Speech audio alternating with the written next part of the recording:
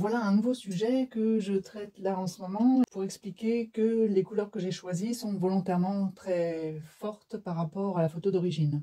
Donc il s'agit d'un bâtiment qui a plus de 2 siècles ici en Angleterre, puisqu'on est sur le pays de la révolution industrielle. Donc c'était des énormes fours en fait qui servaient à cuire les poteries qui traversaient après le monde entier, d'où le canal pour rejoindre les ports principaux d'Angleterre et partir de là vers l'Amérique, la Chine, etc. etc., etc. Donc là, volontairement, si on regarde la photo, on voit que l'ambiance est un matin d'hiver, il faisait froid, il y avait un peu de brouillard, donc il y a le paysage qui se perd en profondeur là-bas. Et moi, je voulais des couleurs chaudes pour donner une autre dynamique.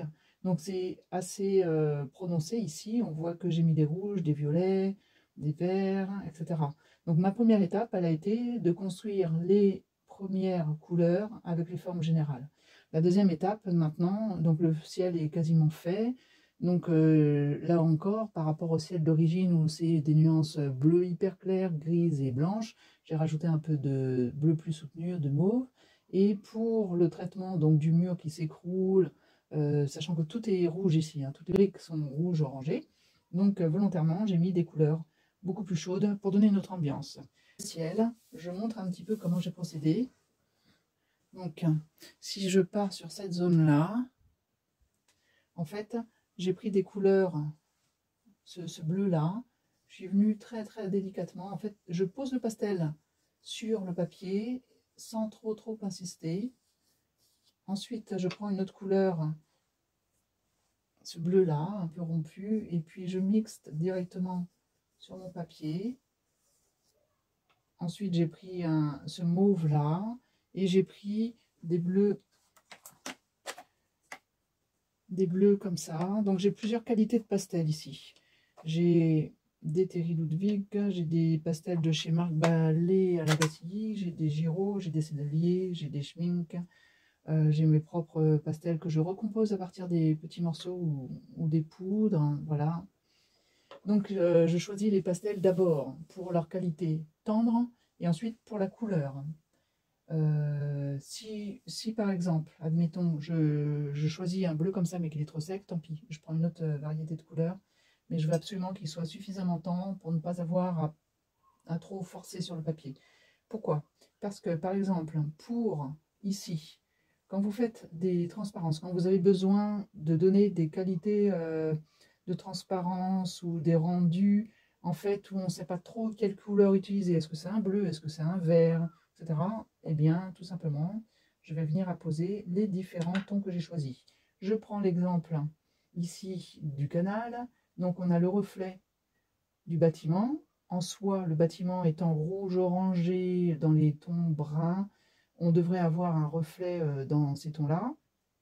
Mais donc, j'ai décidé de mettre des violets. Et plus je vais venir en mixant des violets,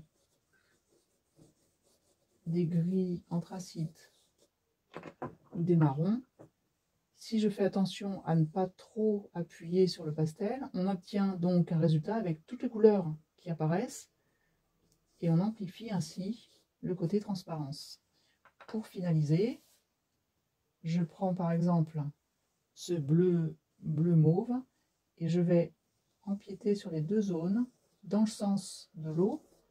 Comme ça va donner de loin l'impression vraiment qu'on a le reflet d'une part, la transparence d'autre part et le mouvement de l'eau. Bon là, en l'occurrence, c'est un mouvement d'eau hyper léger. Hein. Il y a pas de, tant qu'il n'y a pas de bateau de péniche qui passe, c'est complètement plat. Voilà. Donc là, si je remonte avec un pastel un peu plus clair, je passe tout doucement dans le sens du mouvement de l'eau et j'aurai à nouveau une transparence. Pour ce qui concerne ce qu'on appelle nous ici la bouteille, donc la bouteille, le four, le grand four, c'est le même procédé. Donc je vais d'abord venir mettre les couleurs plus foncées. Donc je prends dans le sens de la sphère là, et je vais prendre les couleurs qu'il me faut. Donc j'ai pris un gris anthracite, un mauve. Après je peux prendre par exemple un pour ranger, toujours dans le sens de la brique, et en jouant tout doucement sur les transparences, pour donner ce rendu de pierre de brique. Pour ce sujet particulièrement, j'ai décidé de ne pas montrer exactement la brique. J'aurais pu, comme je l'ai fait sur d'autres, marquer un peu plus le côté empierré, mais là je veux vraiment donner le sentiment, le feeling qu'on est passé rapidement. Il faisait froid, donc on est passé rapidement et on voit ce bâtiment qui sort un petit peu de nulle part.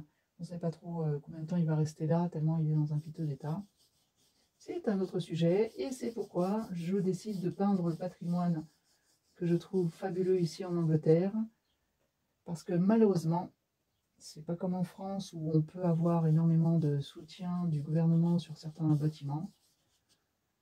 Voilà, là c'est des bâtiments qui ont permis à des millions de personnes de travailler, et c'est des bâtiments qui s'éteignent, qui tombent, qui s'effritent, qui s'écroulent, qui se font oublier en fait, qui fuient le temps et personne ne s'en préoccupe. C'est assez lamentable, mais c'est comme ça que ça se passe ici. Donc j'ai trouvé cette image très symbolique, et je reviendrai après, plus tard, pour les détails.